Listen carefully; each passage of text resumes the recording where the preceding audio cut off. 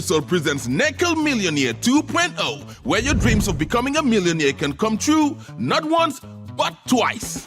In the first 2 months, one lucky Afrisol subscriber will win the cool $1 million. Another lucky winner will take home another $1 million just 2 months after that. But wait, there's more. We've got loads of cash prizes to be won every week. Simply buy a minimum of $10 in credit or data. So the more you buy, the better your chances of hitting the jackpot. Nickel Millionaire 2.0. Join us every Monday, Wednesday, and Friday at 9 p.m. live on GRTS. Afrisol, creating millionaires, changing lives.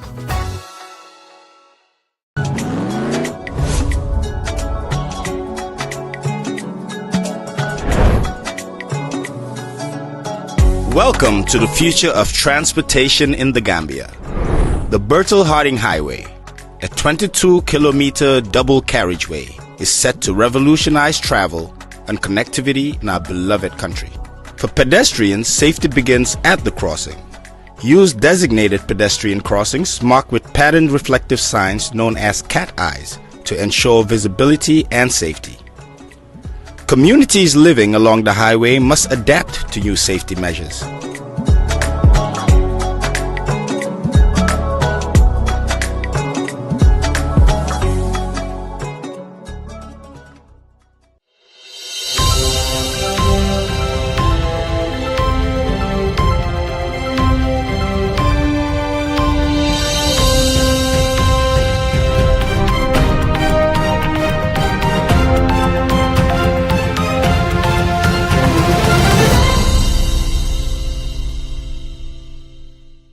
Hello, good evening from our studio along the Bertel Harding Highway. This is Star TV News with me, Momodu Bailabari. Our top stories tonight. Gambia to get drugs rehabilitation center as DLAG lays facilities building block on Tuesday. GTU advocates for recalibration of regulations amid rising operational costs. BCC and Rafaela commemorate International Women's Day. Gambia sports journalists and national team coach unite after iftar, bridging football and media in historic night.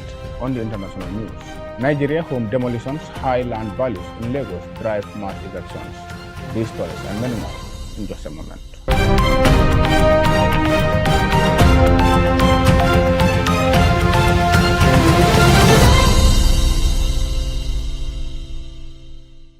To the news in detail, and many thanks for joining us. Police investigate alleged murder in Bruford Heights. The Bruceby police are investigating a suspected murder in Bruford Heights. The Victory, Robin Andrew, 63, a retired banker, was found motionless by his wife, Victoria Andrew, upon returning at 1700 hours on Monday. Investigations are ongoing. Further updates will follow, according to the Gambia Police Force. Moving on now, the Gambia is poised to build its first ever drugs rehabilitation center. The proposed facility will provide a space for rehabilitation and offering correctional services to individuals struggling with addiction. Baikor has the rest of that story. On Tuesday, the country's anti-narcotics agency laid the foundation stone for the center, which will be located in Bruceby in the West Coast region. The facility is estimated to cost over 9 million Gambian dollars. The laying of the foundation stone underscored the commitment of the Gambia government in improving the country's approach to drug-related offenses. The proposed center is expected to be operational after 3 months. The Director General of the Drug Law Enforcement Agency, Mr. Demba Cisse, recalled that in the year 2024, the Economic Committee of West African State, ECOWAS, Procurement and Drug Control Unit finalized the terms of the project. By 2024, the ECOWAS Procurement Unit and Drug Control Unit finalized the terms of this project by awarding the contract to a Gambian contractor, BM Associate. When I took over last July, my team made the necessary follow-ups that eventually led us to where we are today. Distinguished invited guests, ladies and gentlemen, DLIC management is committed to ensuring that our approach to drugs and substance abuse disorders are public health oriented. The DLIC has been instrumental in addressing the existential challenges of drug trafficking and abuse in the Gambia. The proposed center is anticipated to play a vital role in creating a more rehabilitative environment for offenders by focusing on holistic care and rehabilitation. The idea are to reduce recidivism rates and to foster a healthier society. Senior Associate, BM Associates, Mrs. Mariam Jobate, assured stakeholders about adherence to the project specification. We assure all stakeholders that BM Associates will strictly adhere to project specifications, ensuring compliance with all technical requirements, safety protocols, and environmental standards. This center will not only serve as a place of healing and transformation, but also as a testament to the collective efforts of national and regional stakeholders in safeguarding the future of our communities. We pledge to As the foundation stone is laid, the hopes for a transformative impact on individual and communities are high, marking a new chapter in the Gambia's commitment to tackling drug abuse and compassion and effectiveness. For his part, Mr. Cloud Kondo, political advisor to the ECOWAS resident representative, reiterated the commitment of ECOWAS to deal with the sub-region's drug challenges. On his part, the Minister of Interior, Honorable Abdoulaye Sanyang, said he was profoundly honored to preside over the historic occasion. Commitment of ECOWAS in supporting such laudable initiative. The construction of a correction and rehabilitation center is quite fundamental, considering the fact that inmates need to be taken care of, so that when they leave, they become worthy emissaries of their respective communities. I am deeply honored to lead this historic occasion, marking the laying of the foundation stone for the first ever drug correction, rehab and treatment center in the Gambia. This initiative is indeed a practical step toward catering for the need of people who fall victim of drug abuse, and a clear testament to the policy direction of the government in implementing a balanced, integrated, multi-sectoral approach to drug control. Among the speakers were Director of Health Services Dr. Mamadou Tinyasi and Dr. Samba Fall, DLEC Board Chairman. The ceremony was attended by a distinguished audience, including senior service chiefs and various stakeholders dedicated to supporting the fight against substance abuse and rehabilitation efforts. Reporting for Star TV News, I am Baikor. The Gambia government and the Gambia Transport Union have committed to implementing a route licensing scheme that will delineate the routes to avoid payment of double or even triple fares. Awasana reports. The Gambia Transport Union admitted that the route licensing scheme could not be implemented since the introduction several months down the line. So, what exactly led to the failure of the route licensing scheme, and is there any alternative to ease the transportation burden of the population while allowing commercial vehicle drivers to break even? Well, Omar Sise, president of the Gambia Transport Union, told Star TV that plans are in the works to devise a new initiative to improve commercial transport services.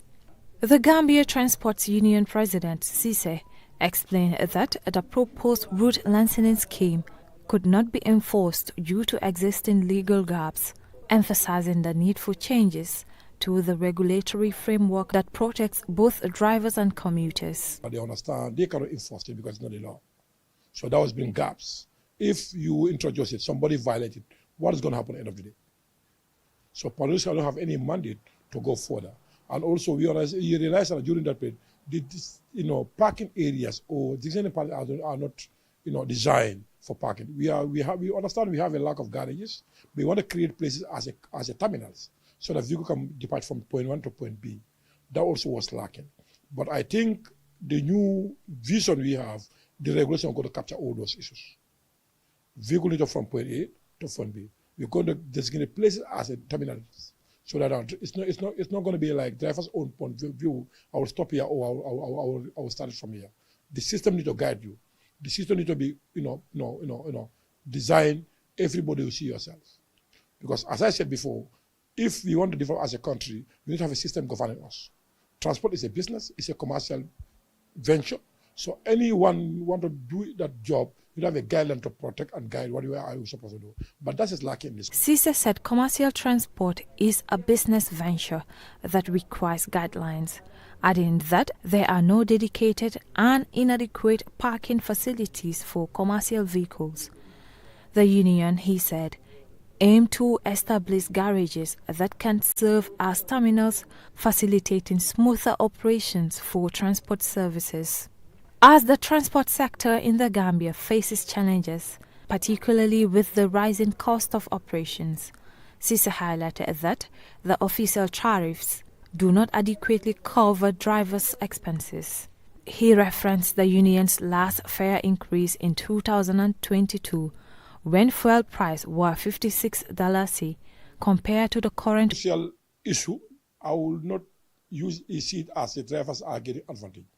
But the way our transport design, if the current situation, you want to pick people from like Senegambia to direct to Costa Road, your tariff, the official tariff, will not cover your operational costs. So that means tomorrow you cannot come back to the service. So that will permit some other people to do some other issues what is unlawfully. Like today, during our last increment of transport fares, the fuel plus price was $56, 23 budget. That was 2022. Currently, the fuel price is over $80. How many difference? This affecting operational costs. Number two, look at the maintenance costs. We all know currently the price of the product we are using is getting increased both day and night. At the end of the day, the community, the materials at the market. Remember, drivers are having family just like all of us. The children are going to school, they are going to market, they are going to the hospital here and there. If those prices are being increased, it's going to affect them. They are dealing with directly or indirectly. So these are issues. But bringing this regulation, you try to have a very standard operational details. We're going to do the calculation about the operational costs of the vehicles and what is we believe will cover to sustain the commercial business. Cisse called for a comprehensive review and rebranding of the regulations governing the transport sector.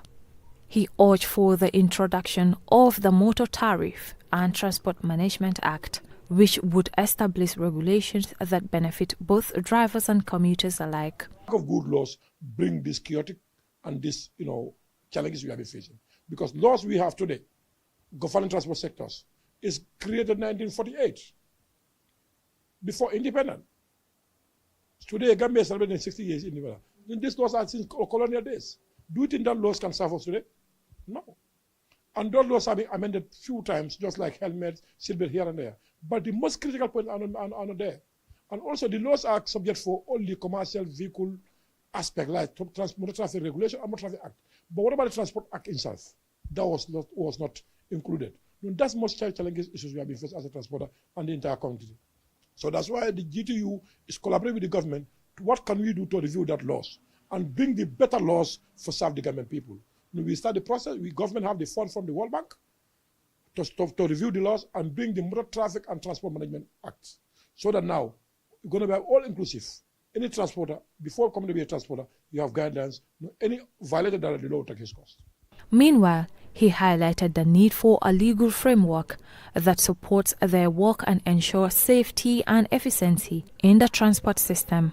Awasane for Star TV News. The Banjul City Council and Rafela commemorated the International Women's Day on Saturday. The event held in Banjul was geared towards celebrating the accomplishments of women and to also address the need for support.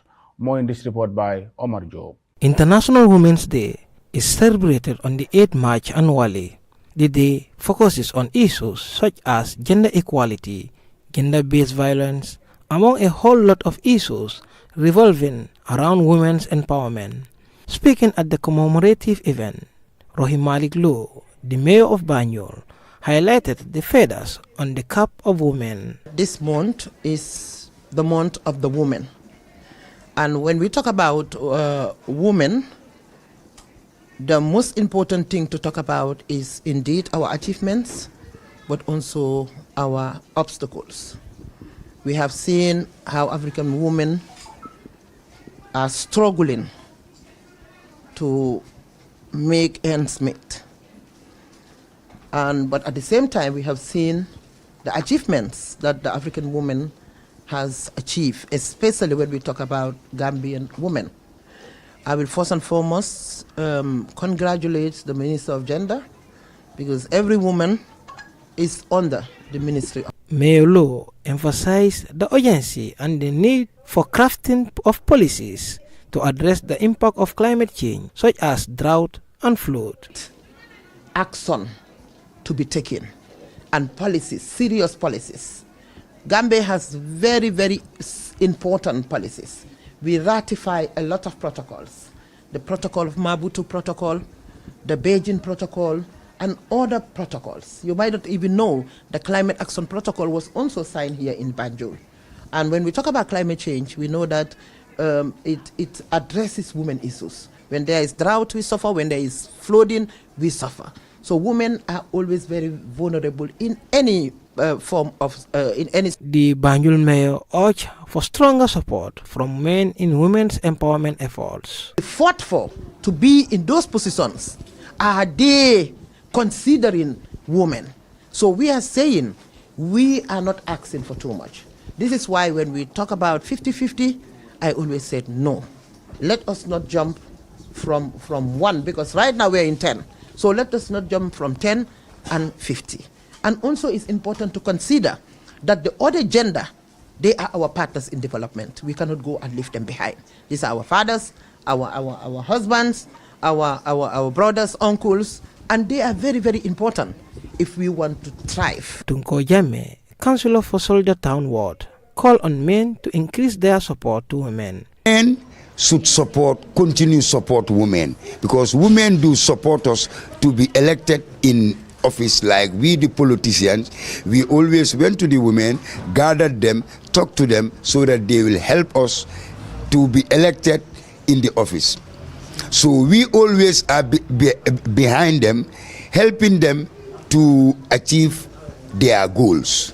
The pronouncements made by government officials and development partners during this year's International Women's Day celebrations are expected to encourage women to do more and better in transforming societies through their positive contributions. For Star TV, this is Omar Job. History was made on Monday at Fajara as the Gambia Sports Journalists Association of the Gambia SJG hosted its inaugural iftar session with the head coach of the Gambia national football team, Jonathan McKinstry.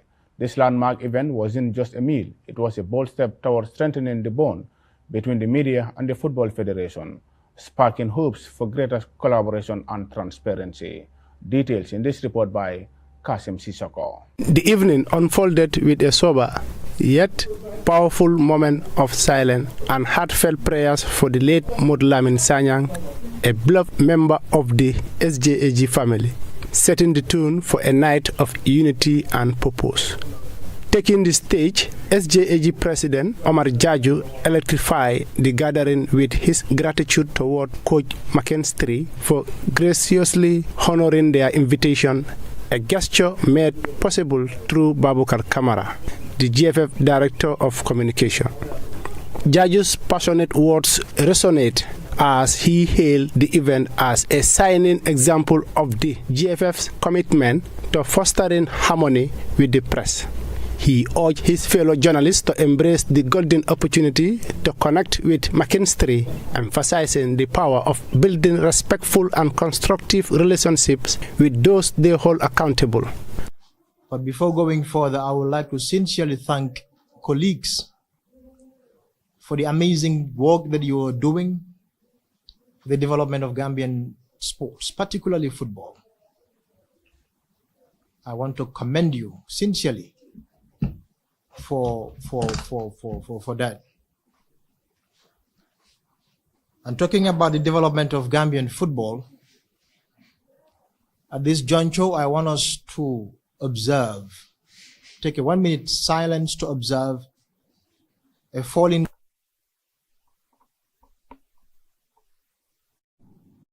whom we lost on Friday, and then we continue to pray for his departed soul to rest in perfect peace. So join me to pray for him. Babukar Kamara echoed this sentiment, lauding the SJAG for spearheading such a groundbreaking initiative. Camara's call to action was clear, noting that journalists should harness their platforms to celebrate and elevate Gambian athletes and teams, igniting a movement of pride and support. And I can tell you that the President, Mr. Lamin Kawabajo, the General Secretary, Lamin Jase, and the General Manager of our national teams, Usman Drame, we are all engaged, and they all welcome this initiative. In fact, the President, Mr. Bajo, who is currently in Cairo attending the CAF Extraordinary General Assembly, has asked me to extend his regards to the XJAG through the President, Mr. Omar Jaju, and he also asked me to congratulate all of you on his behalf for this very wonderful initiative. He has assured that this is the first, but certainly it will not be the last of such initiative between the SJAG and the football. The night hits its peak with a captivating question and answer session where Coach McKinstry held the room spellbound with a deep admiration for Gambian football's meteoric rise over the past 5 years. I've traveled across the continent. One thing I would say about the Gambia here that's interesting is that the last 5 years, there's been such an explosion in football here in the Gambia in terms of the quality of players, which is somewhat remarkable and inexplicable to a degree, because all of a sudden there went from being a handful of professional players to being over 150 professional players, almost all of whom were born and bred here in the Gambia, not relying on the diaspora, which is really interesting for me. In terms of the Coach McKinstry didn't shy away from voicing his frustration over the lack of sporting infrastructure. His heartfelt plea for better facilities and a return to the true home games rang out as a rallying cry for progress. I can tell you that's the same for all the players, all of the staff. You know, everyone is desperate to get back and play at home. Now, but I do have something more to say on this. You know, I was at the stadium today, you know, and I walked out on the grass, I walked around the grass, and I can genuinely tell you, if the reason that that stadium is not sanctioned to play, if we're being told it's the pitch, what I will tell you is the pitch that we played Tunisia on match day 2, and we played, who else did we play at that venue? Did we play Madagascar when we won 1-0 on that pitch in Tunisia? Or not in Tunisia, in Morocco? The pitch at our stadium is exactly the same quality as the pitch that we were allowed to play on in Morocco. The pitch at our stadium is better than the pitch that we played and lost 3-2 against Gabon back in June, and the Chan team played on a couple of days ago. It is a better pitch than that pitch. Not a single one of our players or opposition players, if they came and walked out on that pitch, not a single one of them would complain about it. Is it the best pitch in the world? No, it's not. But is it on the same standard as multiple pitches that are certified across the continent of Africa and indeed Europe to play football on? 100% it is. 100%. As plates were cleared and hearts were full, the iftar session stood tall as a symbolic and transformative moment. The event has paved the way for a future where journalists and Gambian Football Federation unite in their shared passion for Gambian football, forging bonds that promise to elevate the game to dazzling new heights. Star TV News, I am Kasim Sissoko. From that story by Kasim, we will now take a short break. When we come back, we'll look at news beyond our borders. Stay with us.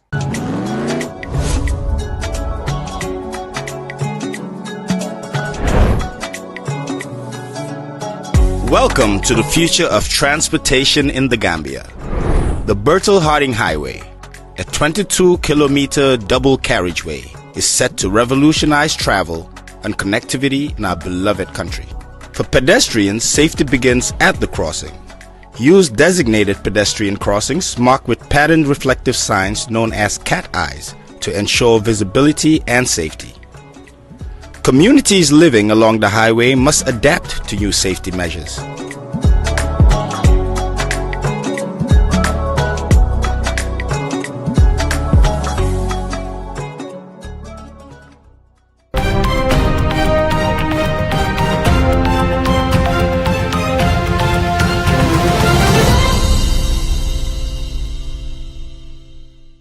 Welcome back. After that short commercial break, if you are just tuning in, this is Star TV News. We are broadcasting from our studio along the Battle-Hardened Highway in Kanifing East. The Nigerian government has embarked on a large-scale campaign of home demolitions in low-income neighborhoods of the commercial capital, Lagos. Many of the sites are considered prime for luxury real estate development. The campaign has left thousands of Nigerians homeless, living on the streets with where to go. Al Jazeera's Ahmed Idris reports from Lagos, Nigeria. Demolition crews returned to Elijah Otumara for a fourth consecutive day, leveling homes and shops. With journalists and cameras barred from the scene, bulldozers continue the destruction. Residents say they were taken by surprise as they were fighting the matter in court, and officials have assured them that their homes were safe. Community leader Ojo Jude, who also lost his home and now lives on the streets like thousands of others, is angry with the manner they were treated. Those that are demolishing these houses will be negotiating with buyers over your property. They will demolish your property, the little remnants of iron, zinc, you are not able to sell. They will be the one that will call buyers in your presence and they will sell it. The Elijah Otumara residents are mostly poor Nigerians living on the margins of society. Lagos is the most densely populated state in Nigeria. An estimated 20 million people live here on only 3,500 square kilometers of land. And with 1,000 more arriving every day, competition for land between government, companies and individuals is intense and sometimes violent. Lagos has a housing deficit of 4 million homes. And as competition for land stiffens, it is the poor who suffer. Activists say at least 10,000 have so far been displaced by the recent forced evictions, and more are expected as demolition of slums continues in Lagos. We were under the impression that the community was going to be upgraded because those were the promises that, we had reached with government offices. Yes, it's something that probably will repeat itself given the trend of the government at this time. She and many displaced feel deceived by the government action. Attempts to speak with officials have been turned down. 2 government ministries engaged in previous demolitions claimed ignorance of the evictions at Elijah Otumara, a situation that is puzzling to victims of the evictions.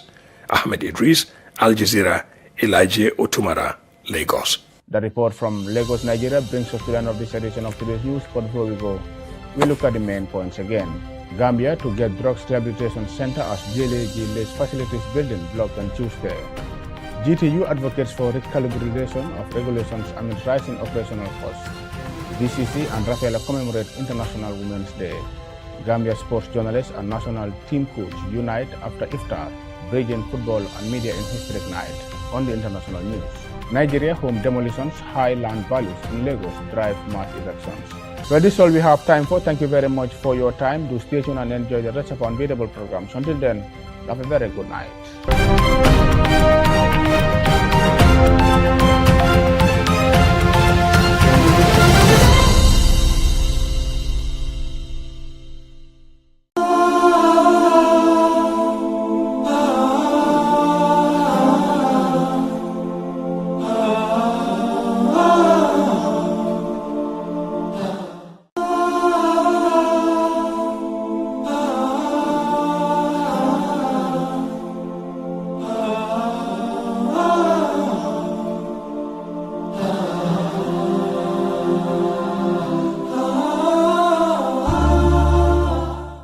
بسم الله الرحمن الرحيم الحمد لله والصلاة والسلام على رسول الله وعلى آله وأصحابه أجمعين. My beloved brother,